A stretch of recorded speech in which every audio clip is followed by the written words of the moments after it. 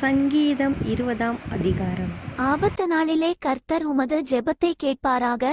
யாக்கோபின் தேவனுடைய நாமம் உமக்கு உயர்ந்த அடைக்கலமாவதாக. அவர் பரிசுத்த ஸ்தலத்திலிருந்து உமக்கு ஒத்தாசையனுப்பி சீயோனிலிருந்து உம்மை ஆதரிப்பாராக. நீர் செலுத்தும் காணிக்கைகளை எல்லாம் அவர் நினைத்து உமது சர்வாங்க தகனபலியை பிரியமாய் ஏற்றுக்கொள்வாராக. சேலா. அவர் உமது மனவிருப்பத்தின்படி உமக்கு தந்தருளி உமது ஆலோசனைகளை எல்லாம் நிறைவேற்றுவாராக. நாங்கள் உமது இரட்சிப்பினால் மகிழ்ந்து எங்கள் தேவனுடைய நாமத்திலே கொடியேற்றுவோம். உமது வேண்டுதல்களையெல்லாம் கர்த்தர் நிறைவேற்றுவாராக.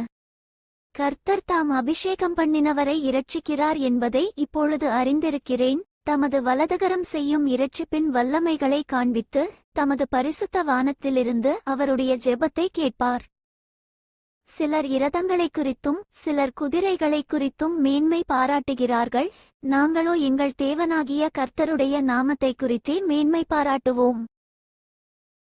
அவர்கள் முறிந்து விழுந்தார்கள், நாங்களோ எழுந்து நிமிர்ந்து நிற்கிறோம்.